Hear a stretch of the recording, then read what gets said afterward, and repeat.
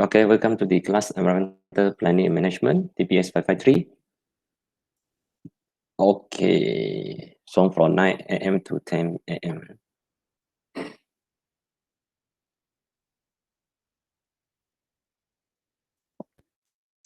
Okay, today we're talking something on the concept, okay, urban planning concept that will affect the good environment. Because good environmental planning and management, supposedly we should have the suitable concept lah.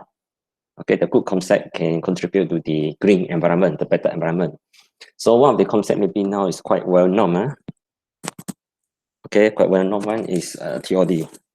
Okay, TOD. So what is TOD? Transit-oriented development. So in TOD, most people will feel that this is the definition, right? Mostly people will feel this is the definition. Okay, hold on, someone come in. Okay, most people will feel that this is the definition. Yeah, hold on. Okay. It's a design to maximize the access by transit or non-motorized transportation. Non-motorized transportation means what? In cycling, whatever lah. So I think most people will feel that this is the idea of TOD, maximize access by transit. Transit means public transport and non-motorized transportation, for example, like cycling Okay, encourage transit ridership means increase the transit ridership. More people will take transit as compared to private vehicle. So most people feel that this is the definition. But I noticed that this definition given by transportation agencies or the institute. So based on the transport people, this is the definition, maximize access by transit.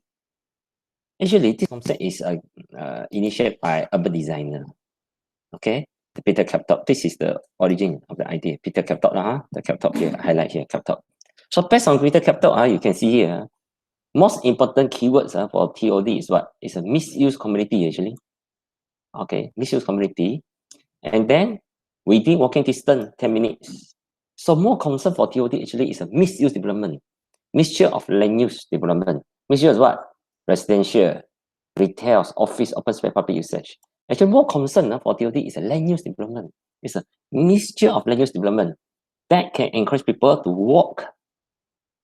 So that's the best solution actually. It's we cannot put the non-motorized transportation as the first choice. Supposedly the first choice should be walking.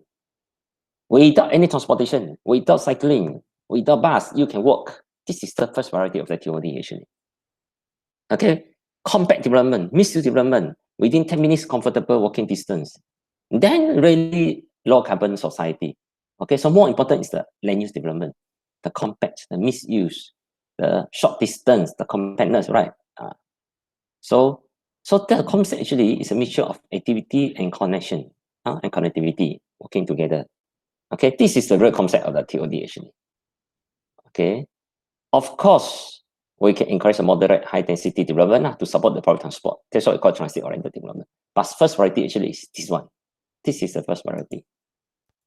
We can, because the development are misused, so and small and high density, because when the development is small and higher density, you are able to walk to all the major land uses. For example, from house can walk to auto retail, to office, to open space, to public facility, go to post office, whatever.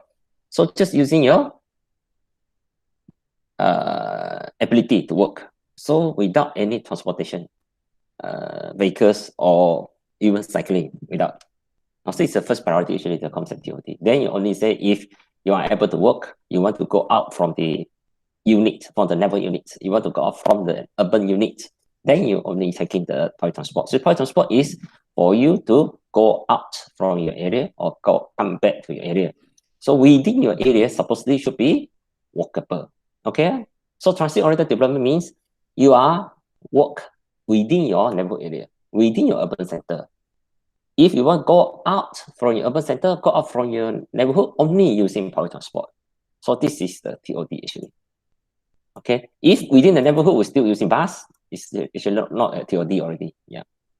Okay. So this is the real concept of TOD. So that means a real low carbon. So if maximize access by transit, still not really accurate.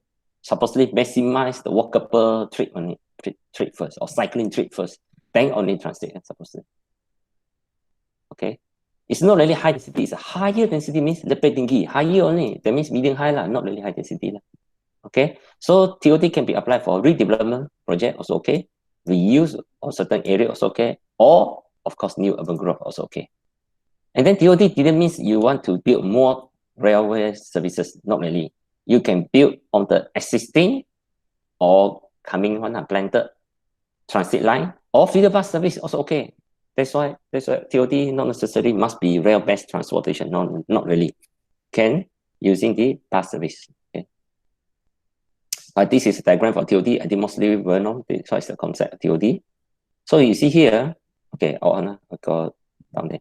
So COD is considered a smart growth strategy. Okay. Any question? Anyone? No? No question? Huh? You got a question, you can ask me. Okay, now from 37 already, just now 17, now 27. Okay. Students still coming. Got any question? Just ask me. You can open your mic, you can ask me.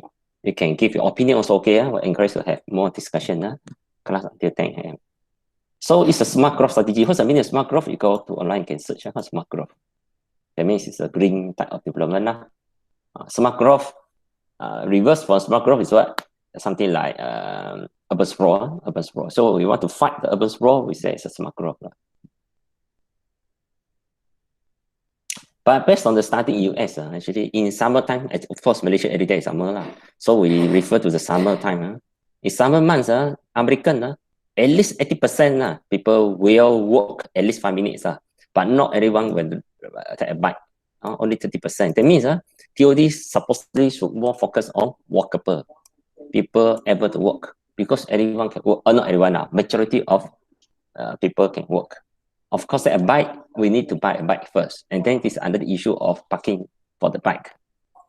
That's why we should encourage a walkable. Walkable is a priority. So based on predictor, the first priority is a walkable. Then only bicycle, then only transit. Okay, so TOD got two types, neighborhood TOD and neighborhood TOD or urban TOD. Urban TOD means the development in the urban area apply the concept of TOD. That's why we call it urban TOD. They mean TOD development in the urban area. Okay, neighborhood TOD is TOD in the neighborhood area. So in neighborhood area TOD, majorly land use are housing, of course. Then less employment area or core area, that means business then facilities. In urban TOD, mostly are core employment or business.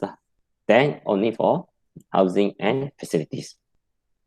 That's why don't care in the neighborhood area or in urban area, both we should have housing and also employment area. Okay, not only the normal shop for servicing purpose only, we should have the employment area. That means people are able to stay here and work, find a job opportunity here. Okay, we're able to work here, and this is important. Okay, that's why TOD is a misuse development. So everyone can work here. You mentioned here, actually, based on the Peter Carter, the density only 10 to 25 units per acre. Very low density. For Malaysian, 10 to 25 acres considered low medium. But for American, maybe considered medium high already. That's why not really high density. Not really we must build the apartments. Even terrace house or townhouse is will do. Okay, about the street design also. The street design direct go to the center of the TOD. So the center for neighborhood unit actually is the public facilities. But the center for TOD is what? It's a green area, recreation public facilities, plus employment area, commercial area, employment area. That means can supply job opportunities here. That's why you can stay here, work here, and enjoy your life here and growing up here. That's why this is called urban habitat. What's the meaning of habitat? Habitat is an area for you to you born here, you growing up here, you find food here, you find a partner here, you living here, and then you die here. This is called habitat. That's why in urban we call urban habitat. But really, are we born here, growing up here, find a food here, and die here? So can we call urban habitat? This is something we need to think about. Now the urban considered sustainable or not sustainable? If urban cannot fulfill all type of activities from giving birth until dying, or including finding the food here, food supply here, that's urban is no habitat.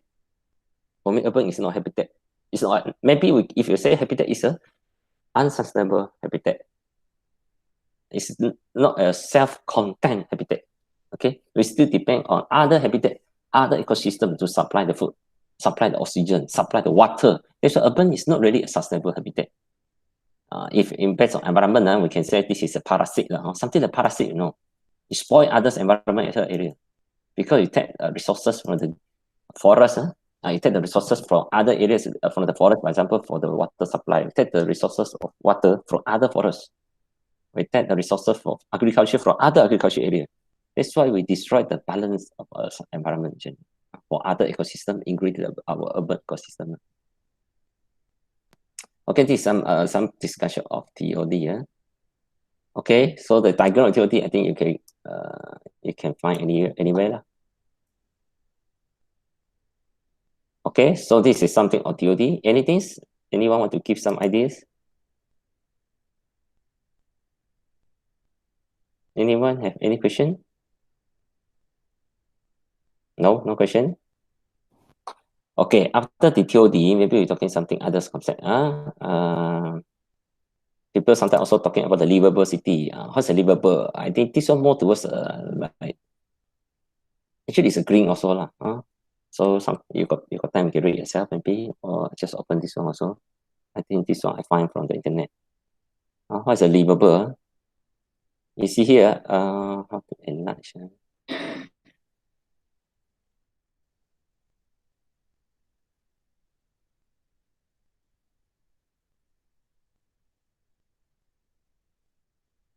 You see here, livable means what? Hey.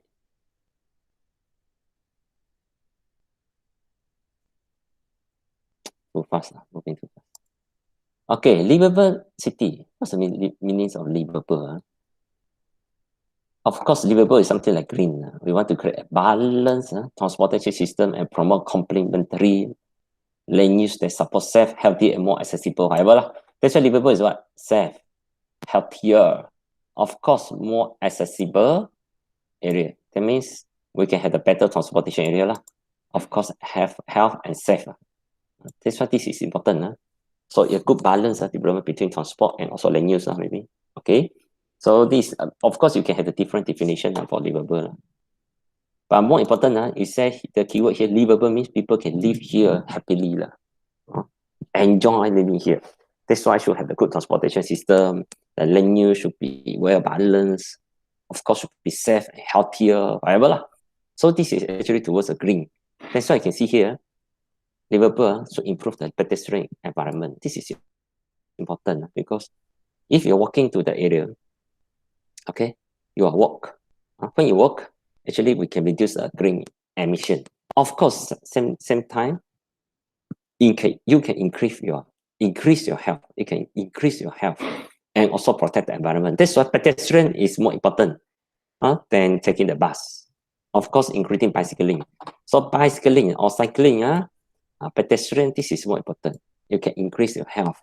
Okay, can reduce your how to say your fatty issue and also you can reduce the carbon emission to the environment. That's why it's a good approach. We must improve the pedestrian environment and cycling environment condition. Okay, for our self-health and also for the green environment. That's why we consider it's another keywords maybe you can find in the internet. Sometimes we say it's what? One of the keyword we say is LOHAS. What's LOHAS? Maybe someone will put here. LOHAS is related to organic. LOHAS. Actually, what's the meaning of LOHAS? We just open the Wikipedia lah. Okay, for sharing purpose only. LOHAS is what? Yeah. Lifestyle of health and sustainability. That's why in urban planning or our individual movement, supposedly we should encourage the LOHAS. We should have the lifestyle of health and sustainability. That means good for ourselves, health, of course, the mental health, physical health, social health, and also should be sustainability to the environment. That's why everything we do, all the development must take care of human being and also the sustainability of environment. That only should be, we say, is the real green development or livable development or sustainable development, or this is only the responsible environment development, responsibility development. That means we are responsible to the environment. We are responsible to the future generation.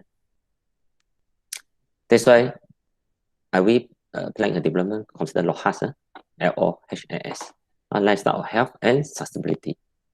Okay.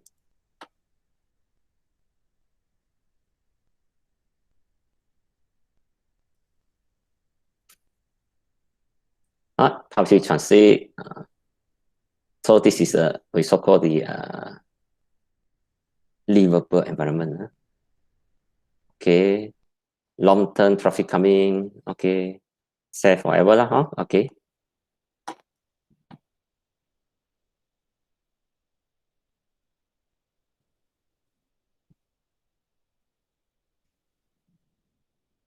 Okay, after we're talking about this one, maybe I'll show you some newspaper cutting. This is all newspaper cutting. Actually, trees are good to absorb our carbon. That means we want to reduce the carbon in the atmosphere. Okay, I think in the first or second week in the class, we already discussed the carbon cycle. So the carbon, if too many carbon in the atmosphere, then we say this is the pollution. Okay, we increase the global warming issue, air pollution, and global climate change. So supposedly the carbon should be stored in the plants. If the carbon can be stored in the plants, this is good things. That's why trees can store more carbon. Okay, during the process, convert the carbon dioxide and then produce the food. Okay, that's why we call it photosynthesis. With the photo, that means with the solar energy, and then we convert the carbon dioxide to produce the food and oxygen. That's why we get oxygen, we get food, and then the carbon will be stored inside the food, the carbohydrate. So the carbon will be stored in the tree as a carbohydrate. That's why this is good. That's why we need to plant more trees, to preserve more trees. Trees is important. Okay, what else? Carbon sink. The same thing. That's why we must put the carbon in other area. Okay, that's why it's say the carbon sink. That means we don't allow carbon freely, okay, appear in the atmosphere in the form of carbon dioxide or carbon monoxide or other form of gases. This will increase the greenhouse gases. That's why carbon should be stored in other form. Okay, carbon sink is a natural artificial. And natural means what? It's a semua jadi lah natural. Artificial is what? It's a man-made process. We want to store the carbon. Okay, we want to store the carbon. Okay, so this process we call it is a natural artificial reservoir. Reservoir means what? We storage the carbon. Okay, water reservoir means we store the water lah. This one carbon reservoir means we want to store the carbon. We want to keep the carbon. Okay, in the form, of course, is a carbon containing chemical compound lah. Okay, but this one better in the, for example, carbon in what? In the plants, within the food, in the animals. Okay, of course, in the rock also got carbon, however lah.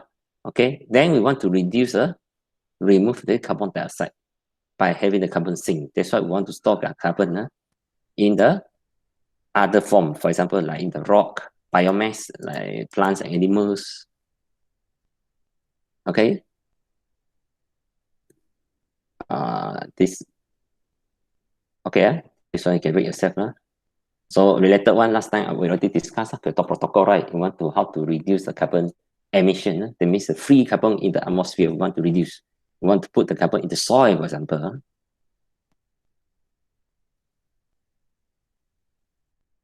Now got 23 participants, okay, including myself.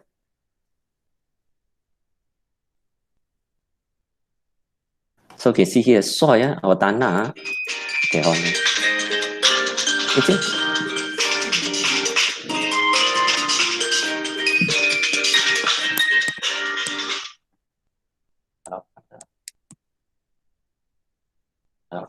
Sangka. 什么？不是已经给过你吗？在哪呢？是啊，那天你不是给过我都WhatsApp给你，电话号码慢慢给你了的。OK，我再上个字的。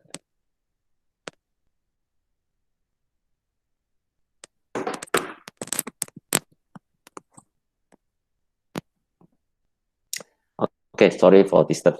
Sorry, just now I answering a call.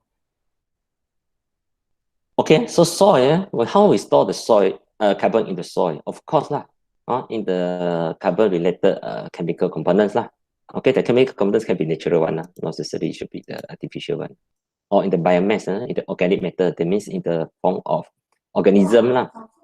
Okay, the trees or animals, okay, other security. So that's why farming activity is important, farming practice, because farming in the urban area can reduce the carbon dioxide in the atmosphere.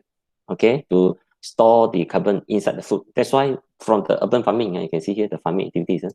That's why from the farming activities, we can increase the food supply for the urban area, and also can reduce the carbon in the urban atmosphere. That's why this is important. All the activity, agriculture, you see here. Ocean, of course, is not our urban activity that we can do. Forest, that means we need to preserve more forests. Then the forest can keep more carbon, okay, in the trees. Okay.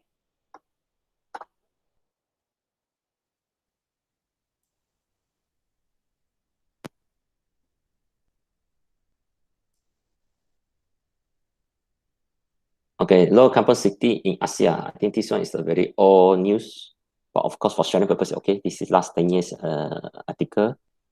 Of course, some people will say the high carbon emission in Asia, I think mostly China now. China is the highest one, but now maybe can reduce already lah. But last time China, of course, is the top carbon emission, I think carbon producer in Asia now, China. So if more carbon emission, that means what? Will be global warming, will be climate change. If climate change, what? We can increase the flood, okay?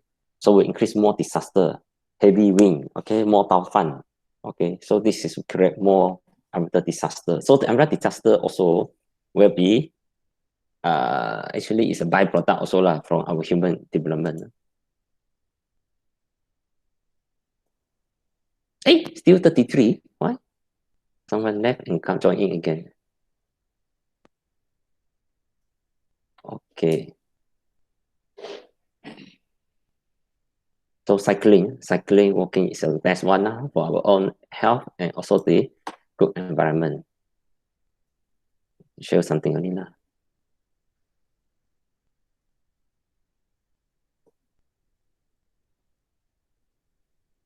Actually, most of the materials I can search online. Okay. This one is my own slides. So we said healthy environment. So we call it environmental health. So this one I think last time I already discussed to you. So environmental health means what? It's about the aspect of human health or diseases, but it's determined by the factor of environment. That means those human health and disease, they are affected by environment. Actually, all our human health are affected by environment. The physical health, you said the diseases for virus and bacteria, also affected by environment, because our environment encourage the virus and bacteria to grow. Okay, we don't care about the quality of our environment. Okay, and also even because our environment make ourselves lazy. Okay, so then we have increased the risk for the chronic illness. Then we don't have the healthy body. So actually, all our human health or diseases are determined by the environmental factors. Okay, that's why in urban planning, how we to improve or how we can create or how to improve the environment become more healthy. Okay, so the healthy urban environment or healthy environment should be our main focus. Okay, how to produce our healthy environment. So healthy environment is not only a need, it is a right. It's a human right, actually. We have the human rights. So you see here, the human rights, in the statement of human rights, you mentioned here, everyone has the right to be a standard of living adequate for the health and well-being of himself and his family. You see here, this is the Universal Declaration of Human Rights. Hak asasi manusia, is it human rights or hak asasi manusia? It's a universal declaration. Ini yang diterima in the nation. So everyone, semua orang has the right. Kita ada hak untuk mendapat standard living environment which adequate for the health. We supposedly have the right to get the good environment, living environment, a healthy environment, and well-being. That means if we town planners cannot produce environment which is health and produce well-being to the people, actually we are take away the human basic needs or the rights for the living health and well-being. That's why people supposedly should have the good living environment with health and well-being. That's why we must produce a good environment, physical, environmental, and economic and social. Then people have enjoyed the health and also well-being happily, sejahtera, well-being, sejahtera, right? So our planning is quite an important aspect. Then we can fulfill the Universal Declaration of Human Rights to produce a standard of living adequate for health and well-being. Of course, the Universal Declaration more than this one, but I highlight the, I think, two keywords here. Is it related to us? It's a health and well-being. So this is important. So that's why we must produce the environment for live, for work, which is conducive to physical and mental health. Not only physical health, but mental health is also important. We live happily. I think now it's another main challenge. More and more people living in the urban, especially maybe in the small spaces, we can facing more mental unhealthiness. Okay, so mental health is important. How we can make sure we have the good mental health? You can go to search online. There are the forms that you can fill up. Then you know you are having the mental health or don't have the mental health. Someone you have the mental health, supposedly you can sleep easier. You have the you can control your emotion. You always have the positive thinking. You will not over worried of something. For example, like COVID-19. If you are over worried, takut sangat mati takut sangat kena, this is also not mental health. You don't have the good mental health. You need terlalu risau. Suppose someone yang have the mental health, you are stable, you are positive thinking, you tahu nak buat apa. Okay, so this mental health penting. If you over worried, itu yang boleh bunuh diri kan. Certain people dia tak boleh terima lah, dia takut sangat. Dia cakap baik dia mati sendirilah daripada kena penyakit nanti lagi susah. Dia nak bunuh diri je. Mati dengan senang, tak mau mati dengan susah nanti kan. Kalau kena virus mati dengan susah, dia bilang cakap mati sendiri dengan senang dengan cara. That's why itu orang yang tak ada mental health. Dia sudah ada mental illness kesakitan mental. Dia over worried. That's why kita jangan over worried, jangan ketakutan berlebihan. Itu ni mental health penting. So how to avoid from mental health problem? Macam mana elak masalah mental problem? So kita kena buat exercise sebenarnya. Bila you exercise, kalau you ada stress, you pergi lari, you pergi gym, you pergi menari ke, pergi berenang ke, then you release your stress. Bila tak ada stress, barulah kurangkan masalah mental. That's why physical activity is important. Physical activity ni bukan untuk physical health saja, actually also for the physical and also mental health. That's why this is important. Inilah keadaannya kan, urban development kan, pas sekolah ni bagi free gift to the student kan, you naik bas bayar tapi cash tu hitam tu free yang bagi you. Ini pun satu lagi projek dekat Kelana Jaya area PJ kan. Bawah ni sebenarnya sampah tau. Ini dulu yang tapak pelubusan sampah yang mungkin zaman 70-an 80-an yang tapak pelubusan sampah kan. Dia tutup dengan tanah sikit je nampak cantik, and then dia buat rumah teres kan. And then orang korek-korek belakang kan. Bawah tanah bukannya tanah, bawah tanah ialah sampah saja. So mengapa kita allocate such a project kan? I think yang saya tahu satu dekat Kelana area ni, nama Kelana Idaman ni, ini pernah masuk newspaper ni, ini adalah newspaper cutting sebenarnya. I think The Star ke apa kan. Kelana Idaman housing area atau dekat Kelana Jaya ni. Dulu punya Kelana Jaya Tamping site. And then pun satu lagi dekat PJ KLB Boundary ada satu lagi, itu lagi lama ni. Kan. Tapi sudah buat rumah, itu ni masalah kan. So ada ke healthy environment kan. Bawah sampah tu ada apa tak tahu kan. Itu sampai dia korek keluar tu. Dibuang di sana sini kan. Baru 1996 dia tutup tau, based on newspaper kata ini kan. Dia tutup ini Kelana Jaya Tamping site ni in 1996 saja. Tapi 2000 lebih je sudah dimajukan. Ini 2004, rumah sosial lah. 1996 tutup, 2004 baru 8 tahun rumah sudah siap tau. Kan? So, adakah kita healthy environment? That's why planning ni bukan only on the design. termasuk ke location, how we choose the good location. Daripada pilih tapak, that's why in the site planning, kita belajar site planning kan, daripada pemilihan tapak itu, apa tapak yang sesuai dengan pembangunan, bukan setakat topografi lah, drainage lah, whatever, termasuk juga apa guna tanah sebelum ini. Sekarang nampak kering, sebelum ni tanah apa, the history of the land kan, dulu dia jadi apa, kalau dulu dia dumping site ke, dulu ialah tapak kilang ke, that's why ini brownfield site pun banyak jenis kan. Certain brownfield site ni sesuai untuk pembangunan kan. Certain brownfield site ni memang terlalu polluted kan. Macam ni dumping site ni is a very polluted brownfield site lah kan. For redevelopment kita nampak tengah macam bagus lah kan. Brownfield redevelopment bagus kan. Tapi actually kalau ini toxic ni issue cannot be resolved, actually this is not a good project lah kan. That's what environmental health. So planning kita penting environmental health. Mengapa? Human rights. This is a human rights. Hak asasi manusia. So perancang anda ni bukan merancang satu benda yang hanya untuk kosmetik lah, untuk kecantikan sajalah kan, ataupun untuk supplementary-nya. Actually planning ialah satu benda yang fundamental, satu benda yang asas kan. Dia mencapai keperluan asas manusia untuk sihat dan sejahtera kan, health and well-being kan.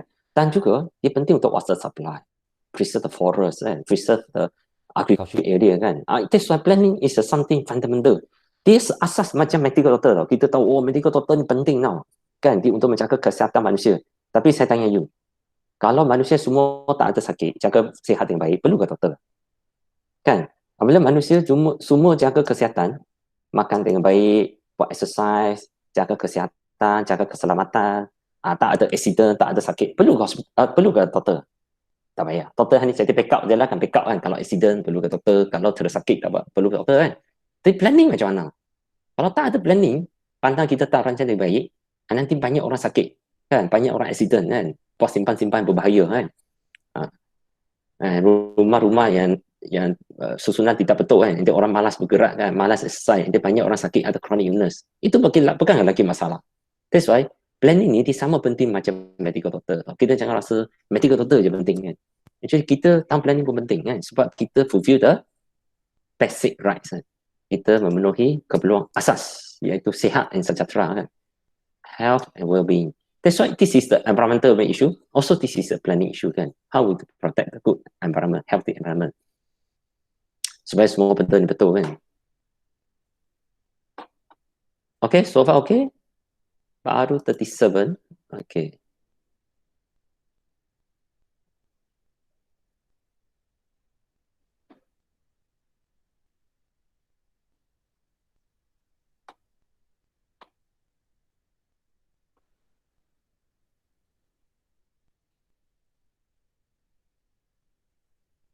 Ini besar.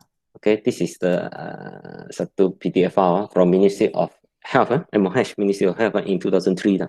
Environmental health focus, kita punya fokus kepada kesihatan alam sekitar, managing the environmental for health in the Asia Pacific kan. Ini mungkin satu presentation dia buat kan. Okay, sampai bila kita cakap health ni, kita related to WHO kan. Yes, so environmental health pun terbawa WHO. Ada masa masuk WHO punya website, you can search banyak benda tentang environmental health kan. Kalau normal punya physical health ni banyak ini medical orang biasa kerja kan, ataupun health sciences orang kerja kan, related planning ni kurang. Tapi mental health ni banyak related to planning kan.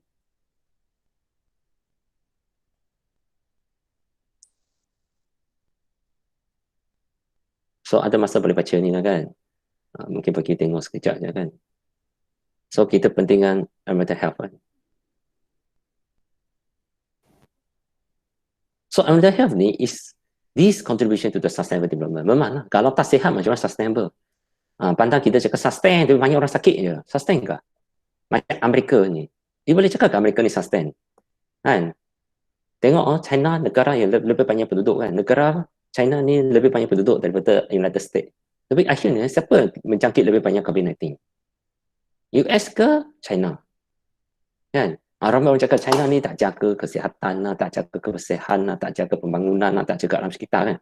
Tapi kes COVID-19 lagi kurang daripada United States yang sendiri ingat bagus sebenarnya kan. Yang promote sustainability lah, apa benda kan. Manusia sihat lah, makan baik lah semua kan. Mengapa dia lagi tinggi kes COVID-19? Kes menjangkit lebih tinggi, kes meninggal dunia pun lebih tinggi kan. I think kes yang masuk ICU pun tinggi. Mengapa? Negara maju pula lagi tinggi. Mengapa penduduk negara maju dia cannot fight to the virus and bacteria, kan? Cannot maintain the good health. That's why I think negara maju lagi facing the problem of environmental health. Dia ingat environment dia bagus, tapi sebenarnya tak sihat, kan? Walaupun dia less density kan compared to China kan, China lagi banyak penduduk kan. I think China ni 3 kali ganda penduduk di United States kan. 3 kali ganda ke berapa kali ganda kan? Penduduk dari United States kan. China merupakan negara paling banyak penduduk kan, paling high density kan sepatutnya kan. Tapi mengapa? Kan? US lagi tinggi case, Itali lagi tinggi kan. Western country kan, so-called negara maju kan. Mengapa laki tak boleh tahan sakit kan? Sikit sakit je case jadi serius kan. Berdebat dengan laju kan. And then kena je ramai case meninggal dunia tinggi kan. Dia punya case yang meninggal dunia ni tinggi kan. Death rate tu tinggi. Mengapa pula? Betul ke mereka punya cara makan ni sihat?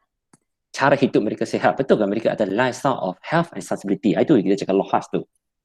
Ada ke Western country having a lohas lifestyle of health and sustainability? Mereka ada ke cara hidup yang sihat dan mampan? Kalau tak ada, memanglah satu virus datang je menjangkit ramai orang. Kan? Ataupun tak kena virus pun ramai pula mati sebab apa? Sebab chronic illness kan. Kencing manis lah, darah tinggi lah kan. Kidney failure lah, heart attack lah sebagainya kan. That's why maju, apa tu maksudnya maju? Negara maju, orang sakit. Itu maju ke? Ini sustainable ke? Tidak. That's why mental health is contribute to the sustainable development. Manusia tidak sehat, alam sekitar tidak sehat, tak payahlah cakap apa, sustainable lah kan. Itu semua cakap senang je. Sebenarnya semua tipu saja. Kan? So ini boleh baca lah kan. Kalau time boleh baca kan. Ini semua benda online ada.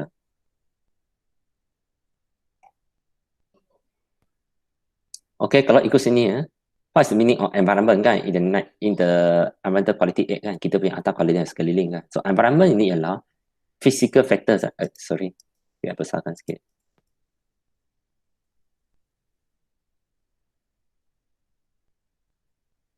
It's a physical factors. Satu faktor physical for the surrounding of human being. Apa di sekitar manusia. Kan? Termasuklah land, water, atmosphere, climate, sound, water, taste, biological factor, animal, plant dan sebagainya kan. Termasuklah social factor of aesthetics. So bukan fizikal aja sepatutnya. Termasuk social factor, termasuk economic factor pun sepatutnya masuk dalam. Okay. Semua faktor ni, faktor masyarakat, social factor, faktor fizikal semua masuk dalam. So economy ini actually part of the social factor kan. Sebab economy ialah creation of human kan. Manusia yang createkan ni. Tanpa manusia, hutan biasa tak ada economic factor kan. That's why economic factor pun bagi saya pun part of the human creation factors kan. So itu semua part of the environment kan. So ada masa boleh baca lah kan, mental health. Mental health dan seperti kan, ini yang penting. So apa maksudnya, apa yang affect human health? Health of physical chemical system. Kita punya physical punya sistem yang sihat ini, yang baik ini, akan affect kita punya biological ecosystem punya health. And then affect kita human health. Maksudnya persekitaran kita bersih, bagus ni akan direct effect human health ataupun indirect effect human health. Melalui apa? Melalui cara dia mengubah biological ecological system kan. And then effect human health. So manusia nak sihat, physical kena bagus. And then kita punya ecological system pun kena bagus. Kan? Contohnya cara menanam pokok itu tak sesuai. Kita menghasilkan makanan kita yang tidak bersih kan. Ada chemical punya fertilizer, ada chemical punya pesticide kan. So itu pun tak sihat kan. Atau makanan kita banyak guna artificial coloring kan, nama warna cantik kan, warna biru, merah semua cantik, bau sedap ni semua kan, tapi semua artificial punya, makan banyak nanti sakit. That's why human being sendiri yang merasakan kesihatan diri sendiri kan. So persekitaran yang sihat tak semestinya air quality, water quality, air quality, sound quality itu saja, termasuk kita punya food quality kan, kebersihan makanan kita. Yalah, tak ada bakteria, tak ada virus, tak semestinya bersih tau. Okay, clean food tidak means only free of virus or bacteria kan. Lagi penting kita jangan masukkan chemical yang manusia tak boleh makan kan, akan destroy our human health kan. Contohnya makan banyak chemical benda nanti kidney akan rosak kan. So itu satu problem kan. Kita manusia sendiri merosakkan kesihatan manusia dengan menghasilkan makanan yang banyak ada chemical components kan. Biasa makanan yang terlalu manis lah, terlalu sedap dengan artificial coloring and also artificial flavoring ni tak bagus kan. Okay. Ini sedikit sharing lah tentang konsep-konsep idea untuk sustainability ataupun healthy lifestyle kan.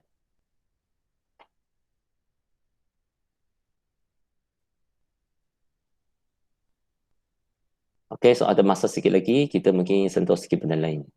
Tengok apa nak cover dulu supaya tak efek banyak benda lain.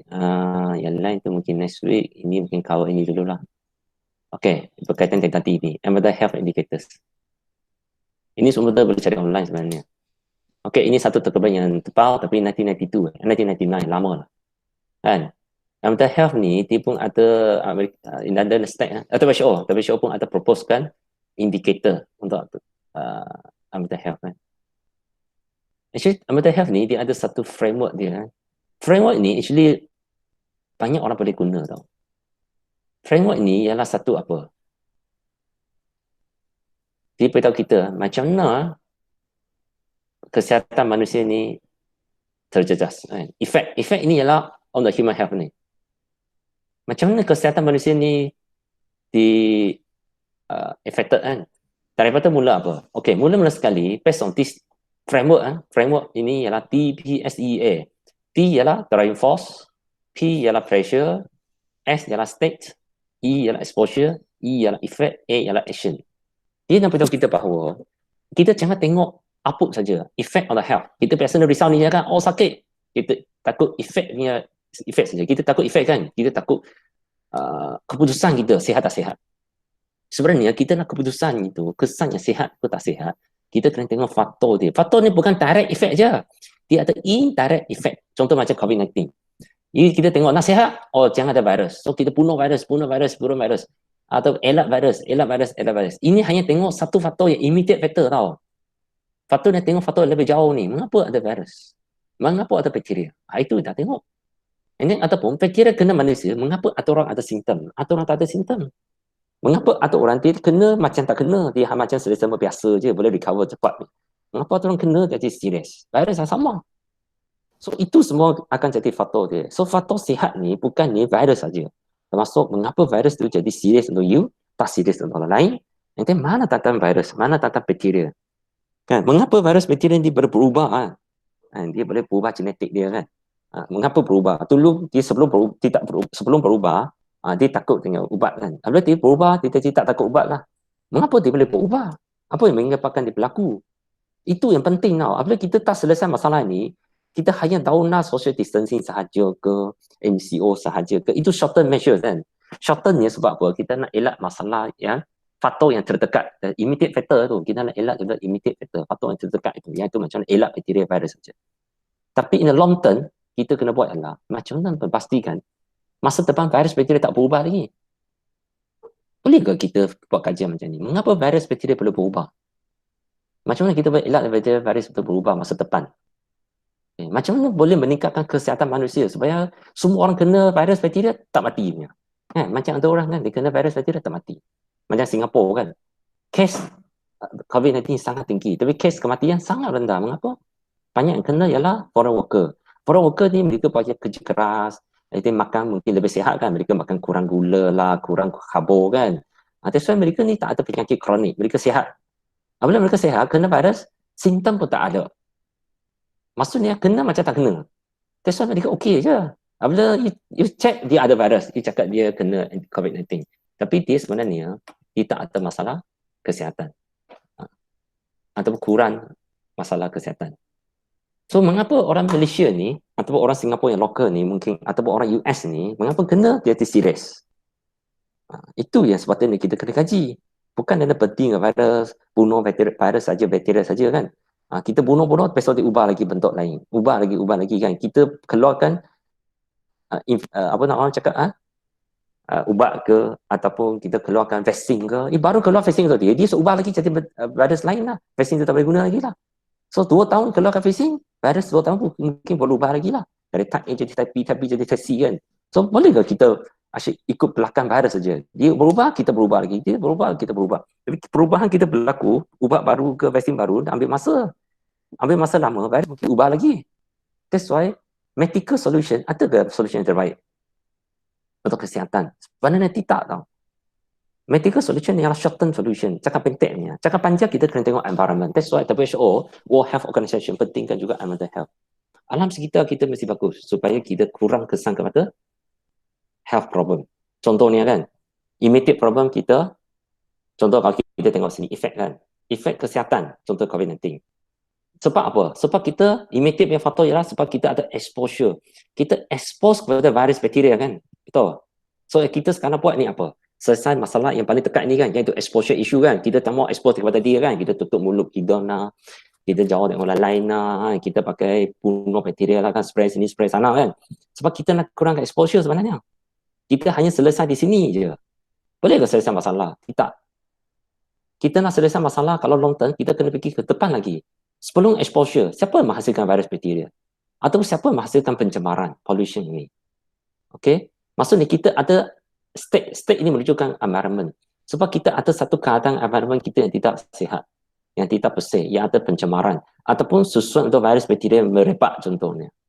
Kan macam kita takut tinggi kan. Sebab kita ada air petakong yang sesuaikan untuk nyamuk teman tinggi itu merebak kan.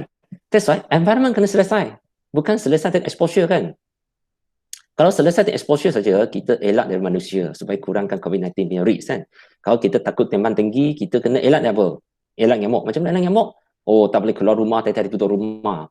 Boleh ke? Tak mau keluar, tak kena nyamuk. Nyamuk boleh masuk rumah juga. Kan? That's why, kalau setakat exposure sini selesai masalah tak cukup. Tapi cakap bahasa pendek ini, kita selesai masalah exposure. Maksudnya kita jangan expose to the pollution. Kita jangan expose to the bacteria virus. Kita jangan expose to the nyamuk itu semua. Tapi long term ni kita tengok satu lagi peringkat awal. Apa yang efekkan atas virus bakteria? Ini ialah state environment tu. Macam mana kita jaga environment baik supaya less pollution kan? Supaya tidak merebak banyak nyamuk kan contohnya. Ataupun macam mana boleh kurangkan virus bakteria ni. Ini mungkin kajian kena buat seterusnya. Mengapa COVID-19 virus ni berubah daripada virus dulu yang tak serius ni, yang tak berbahaya ni, mengapa boleh ubah jadi berbahaya? Ini yang scientific research mungkin kena buat. Ini yang persekitaran yang kita kena pelihara. Macam mana persekitaran kita tidak menggalakkan perubahan virus bakteria jadi lagi kuat, lagi berbahaya. Ini mungkin kajian kena buat. Bukan setakat exposure je, nak kawalan-kawalan saja. Kawalan ialah faktor yang terdekat. Faktor lebih jauh, persekitaran itu. Macam mana kita buat berubah persekitaran. Faham? That's why dari tiga ni saya nampak. Short term solution dekat exposure kan. Untuk pollution ke apa kan, untuk virus ke semua. Untuk environment, kita kena jaga environment kita dengan baik kan. Okay, of course, apabila kita tengok COVID-19 ke, tengok pollution, kita tengok tiga ni kan. Tapi tengok lagi jauh, mengapa persekitaran kita jadi tercemar? Kalau pencemaran kan, pollution kan. Sebab kita ada development pressure kan. Ada development pressure. Mengapa kita ada development pressure? Sebab manusia meningkat density kan. Kita manusia banyak migrasi daripada luar bandar ke bandar contohnya. It's a driving force, population growth. Manusia bertambah di bandar, luar bandar semakin kurang. So kita ada satu driving force iaitu peningkatan population growth in urban area. Kita economic growth in urban area. So kita all focus on growth in urban area. So ini yang driving force. Ini yang penggerak utama. Ini yang penggerak utama. That's why in town planning, kalau boleh kita manage the driving force. Kita manage the population growth. Maksudnya kita kena kurangkan out migration from rural. Kita patutnya kurangkan in-migration to the urban kan. Barulah kita kurangkan population growth in urban. Kita kurangkan crowded ni. Contohnya kalau sudah crowded, kita macam mana elakkan distance kan. Kita macam mana increase the distance between human kan. Sebab kita terlalu rapat. Kita terlalu crowded kan. Kita over high density kan. That's why, in the planning, kita patutnya selesai masalah bukan yang terdekat exposure sahaja. Boleh juga, tapi kita kena selesai masalah dekat awal sekali. Driving force. Macam mana kurangkan penggerak kepada semua isu ni. Iaitu macam mana populasi jangan bertambah terlalu cepat di satu tempat saja. Nanti macam mana elak kita crowded development ni, over density development ni. That's why bandar kita kena ada urban limit kan. Kita mesti menghadkan pembangunan bandar. Jangan terlalu laju, terlalu pesat, terlalu tinggi, terlalu high density kan. Ataupun terlalu banyak guna teknologi yang tidak sehat dan sebagainya. Kan? That's why driving force ni penting. Apabila kita tak uruskan driving force, kita tidak perlu mengurus pergerakan. Bukan pergerakan ini apa? Driving force ni adalah macam satu pergerakan kan, satu movement kan, driving force kan, satu yang boleh membawa pembangunan kan. Okay, so ini kalau urusan yang baik kan, barulah tidak memberi tekanan pembangunan, pressure kan, pembangunan, pressure, development pressure kan, on the environment. So driving force kalau selesai dengan baik, kita memahalkan pembangunan, kita mengurangkan migration, that's why kita kena memajukan orang bandar, supaya orang bandar tidak migrate ke bandar kan. So ada good driving force punya control, so kuranglah pressure on the development, so kurang pressure on the environment. So environment mesti lebih baik. Apabila environment lebih baik, manusia ni lebih sihat. Apabila manusia lebih sihat, kalau ada bakteria virus datang pun, dia tak akan serius. Contoh macam COVID-19. Kalau baca newspaper kan, mengikut Ketua Pengarah Kesihatan kan, majority orang yang meninggal dunia COVID-19 ialah orang yang sudah ada penyakit lain. Seperti dia adalah thyroid ke, atau kencing manis ke, tekanan darah tinggi ke, atau heart attack ke, heart problem kan. Disebabkan dia sudah ada penyakit. That's why dia senang jadi serius kan, selepas dia kena virus tu. Orang yang sihat ni kena COVID-19 virus, dia tak serius. Dia okey kan. That's why, macam mana kita boleh elak daripada kita ada penyakit kronik? Kalau manusia sihat itu paling penting. Macam mana manusia nak sihat? So manusia nak sihat, satu, kita pembangunan janganlah terlalu besar di satu tempat je. Sebab ini driving force yang tidak seimbang ni akan menyebabkan pressure on the development.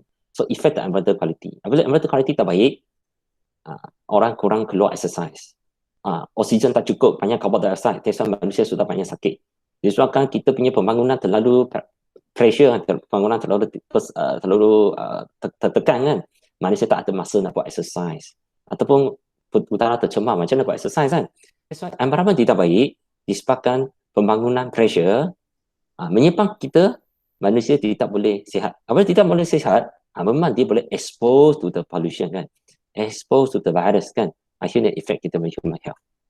So, short term ni, kita nak elak dari masalah sakit ni, exposure mesti kurang. Kita mesti menjaga macam mana elak dari pencemaran. That's why kita pakai mask ni. Semasa haze kita pakai mask sebab kita nak kurangkan exposure to the pollution kan. Iaitu particulate matter kan. And then sekarang ada virus, bakteria pun pakai mask juga sebab kita nak kurangkan exposure kepada virus, bakteria ni. That's why elak dari exposure memang boleh buat. Tapi long term ni patutnya macam mana kalahkan persekitaran lebih baik supaya manusia ada masa exercise, udara yang baik, sihat, semua orang sihat. Dan kita lebih kuat untuk bertahan diri daripada disakiti oleh virus bakteria kan. So itu lagi penting dalam long term. That's why for us, planning kita kena mula dengan sini. 3 peringkat yang paling awal ni. Pembangunan yang terancang. Supaya tekanan pembangunan ini kurang. And then alam sekitar kita terjaga, manusia sihat, ada masa exercise sebagainya. Then kita punya exposure kepada penyakit akan jadi kurang. Kalau expose pun dia tak serius. In fact dia akan lebih baik kan. That's why ini yang proses kesihatan sebenarnya, ini framework yang diterima oleh WHO. Kita nak sihat effect ni, health effect ni, kita nak sihat ni, kita tak boleh tengok exposure saja, tak boleh tengok state saja, environment saja. Kita kena tengok pressure and driving force. So, kita human being are able to do the action ini. Ini action ni, manusia dapat membuat tindakan untuk control the development, untuk control the pressure, tekanan. Kan? And then kita boleh manage the environment. Ataupun akhir sekali kita control the exposure kan. Dan sebagainya. Okay, sekejap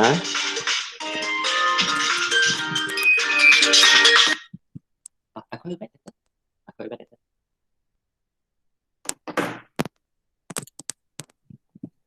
Okay tadi ada call lagi masuk sekejap. Okay. So boleh so ini TBSS framework ni penting tau, you kena faham. So kita nak sihat, manusia yang sihat, kita nak persekitaran yang baik, kan? Alam sekitar yang baik. Alam sekitar yang baik sebab apa? Supaya kita kurang exposure kan. Alam sekitar yang baik ini bukannya kita bersihkan air saja, tapi kita kena kurangkan tekanan bangunan, kita kurangkan pressure ni. And then kita mesti manage the population growth. Kita maksud manage economic growth kan.